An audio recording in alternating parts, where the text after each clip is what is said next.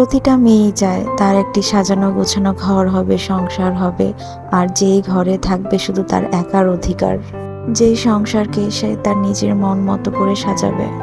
Hello, আসসালামু আলাইকুম everyone. আশা করছি আল্লাহর রহমতে সবাই ভালো আছেন। আলহামদুলিল্লাহ, আমরা অনেক ভালো আছি। বরাবরের মতো আজও একটি নতুন ব্লগ নিয়ে হাজির হয়েছি। আশা করছি ভিডিওর শুরু থেকে শেষ পর্যন্ত আমার সাথে থেকে যাবেন। অবশ্যই স্কিপ করা ছাড়া ফুল ভিডিওটি কন্টিনিউ করার চেষ্টা করবেন। কোথাও কোনো অংশ আপনাদের কাছে একটু হলেও ভালো লাগবে। আজকের ভিডিওটা আগের দিন রাতে বেড কভার চেঞ্জ করা দিয়ে শুরু করেছি। বেড কভারটা আগের দিন রাতে চেঞ্জ করার কারণ হচ্ছে আমার বাচ্চা অনেক ছোট, ওকে নিয়ে সব ধরনের কাজ করতে আমার খুব অসুবিধা হয়ে যায়। কুমিল্লায় আসার পর আমি এখন পর্যন্ত কোনো হেল্পিং হ্যান্ড পাইনি, যার কারণে আমাকে আগের দিন রাতেই মোটামুটি সব ধরনের কাজ গুছিয়ে রাখতে হয়। তো আমি যখন বেড কভার চেঞ্জ করছিলাম, আমার মেয়ে আমাকে হেল্প করছিল। আমার মেয়ে হচ্ছে আমাকে সব ধরনের কাজে হেল্প করে। আসলেই মেয়ের মা হওয়া হচ্ছে একটা আশীর্বাদ। নতুন বেড কভারটা বিছানোর পর আমার আগের যে বেড কভারটা ছিল ওইটা উঠিয়ে আমি হচ্ছে ওয়াশিং মেশিনে ওয়াশ করতে দিয়ে দেই। বেড কভারের সাথে আরশির কিছু জামা কাপড় ওয়াশ করতে দিয়ে দেই। রাতের বেলা কাপড় ওয়াশ করতে দেওয়ার একটা কারণ ছিল, সেটা হচ্ছে সারা রাতে কাপড় ওয়াশ হয়ে যাবে। এতে করে সকালে ঘুম থেকে ওঠার পর আমার আর কাপড় ওয়াশ করার ঝামেলাটা থাকবে না। আমার বাচ্চা অনেক ছোট, তাই রাতের বেলা যতটুকু কাজ আমি গুছিয়ে রাখতে পারি করে রাখি। পরের দিন আমার সকালটা শুরু হয়েছিল ফজরের নামাজ আদায় করার মধ্য দিয়ে।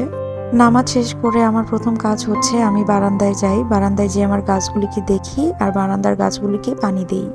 আমার বারান্দার সবগুলি গাছ মোটামুটি অনেক বড় হয়েছে, তবে আমার বারান্দায় আরো অনেক ধরনের গাছ ছিল, বাট বাসা বারবার চেঞ্জ করার কারণে আমার গাছগুলি নষ্ট হয়ে গেছে। অবশিষ্ট যে গাছগুলি ছিল সেই গাছগুলি আমি খুব ভালোভাবে যত্ন নিচ্ছি। এরপর আমি হচ্ছে বারান্দায় দাঁড়িয়ে জিরা পানিটা খেয়ে নিয়েছি।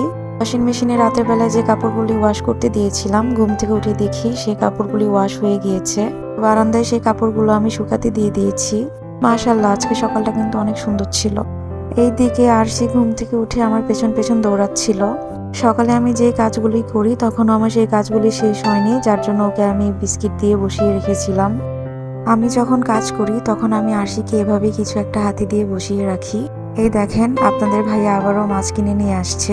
আমার আগের বাসা চেঞ্জ করার সময় মাছের যে অ্যাকুরিয়ামটা ছিল সেটা ভেঙে গিয়েছে, যার কারণে এই মাছগুলোকে ওয়ান টাইম জারে রেখে দিয়েছি। দুইটা মাছ নিয়ে আসছে, দুইটা মাছের নাম হচ্ছে ফাইটার। আমি হচ্ছে ওদেরকে সকালে খাবার দিয়ে ওদের একটা ভিডিও ক্যাপচার করে রাখি। আমার থেকে এই মাছগুলির যত্ন আপনাদের ভাইয়াই বেশি করে। আর এইদিকে আমি আরশির ফিডারটা বয়েল করার জন্য চুলায় দিয়ে দিয়েছি। আজকে দুপুরে আমাদের একটা দাওয়াত আছে, তাই আর দুপুরে রান্নাবান্নার ঝামেলা নেই। কিন্তু আরশিকে সকালবেলা কি নাস্তা দেবো সেটা নিয়ে আমি একটু দ্বিধাদ্বন্দ্বে পড়ে গিয়েছিলাম। পরে মনে হলো ওকে একটু সিম্পল কিছু করে দেই। পরে ওর ফর্মুলা মিল্ক দিয়ে আমি হচ্ছে একটু দুধ বানিয়ে নিই।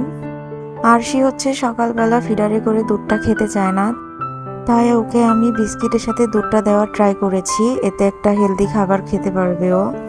এই তো আমার আরশির সকালের ব্রেকফাস্ট রেডি। আমি সবসময় ট্রাই করি আরশিকে হেলদি একটা ব্রেকফাস্ট দেওয়ার জন্য।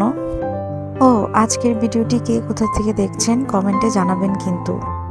এই তো দেখেন, আমি ব্রেকফাস্ট নিয়ে যেয়ে দেখি আমার লক্ষ্মী মেয়েটা বেড়ির উপর বসে খেলতেছে। আরশিকে হচ্ছে সকাল বিকাল দুপুর এক প্রকার আমার যুদ্ধ করেই খাওয়াইতে হয়। তারপরে আলহামদুলিল্লাহ ও যতটুকু খায় ততটুকুই আমি অনেক হ্যাপি। আরশিকে ব্রেকফাস্ট করানোর পর আরশির যে প্লেট আর গ্লাস নোংরা ছিল সেটা আমি ওয়াশ করে নিই। আজ তাহলে এখান থেকেই বিদায় নিয়ে নিচ্ছি। দেখা হবে অন্য কোনো নতুন ভিডিওতে। সেই পর্যন্ত সবাই ভালো থাকবেন, সুস্থ থাকবেন। আল্লাহ হাফিজ।